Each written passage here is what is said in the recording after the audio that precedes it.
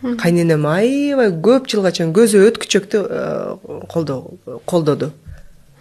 Биринчи жубайындагы колдоп жүрдү. А киши менен да жакшы мамиледе жүрдү.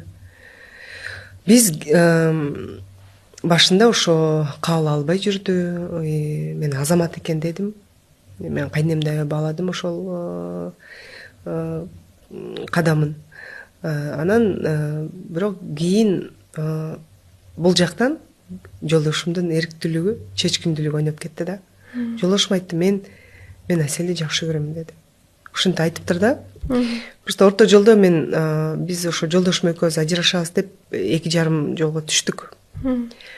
Анан ошондо жолдошум барган жок да. Кайнем ойлоптур, ошондо балким барат деп. Бирок барган жок жолдошум. Айтыптыр, мен Асел менен жашабашым мүмкүн, бирок мен кайра мурунку үй бүлөмө кайтып барбайм деп. Мен айтып атпайм, чечкиндүү эркек болчу да. Ал бир күндө өзү айтты, бир күндө чыгып кетти, баарын таштады. Өзү ошо бир кийим менен чыгып кеткен, ошол бойдон барган жок. Балдарына барып жүрдү. Айжан, мен тилин издеген жокмун. Мен аракет кылган жокмун. Мен кайненем менен тил табышып, кайненем мени кабыл алса экен деп такыра кадам да кылган жокмун, аракет да кылган жокмун. Ошо театрга барып иштеп калсам экен, жок. Мен тескерисинче айтчумун жолдошума. Сен мамилеңди бузба апаң менен. Аланын тандоосу. Мен өзүм ичимде албетте мага оңой болгон жок. Мен деле каалачумун. Мен менен мамиле түзүп, мен менен болушун каалачумун. Аны жөн эле эметкенде эмне. Бирок мен баягы өзүмдүн дагы мындай достоинством бар да.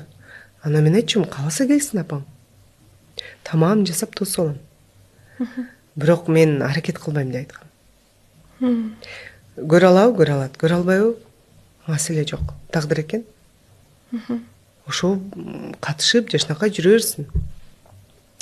Бирок ошо бара-бара айрыкча ошо жолдошум экөөбүз эки айрым жолго түшүп, анан кайра элдешкенде ошондо түшүндү окшойт да.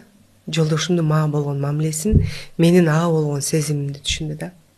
Эми элестеткиле, өзүм жаш болсом, белгилүү болсом, сулуу болсом, анан булардын ою деле жакшы болгон жок окшойт да. Бул эми бир күн таштап кетет депчи.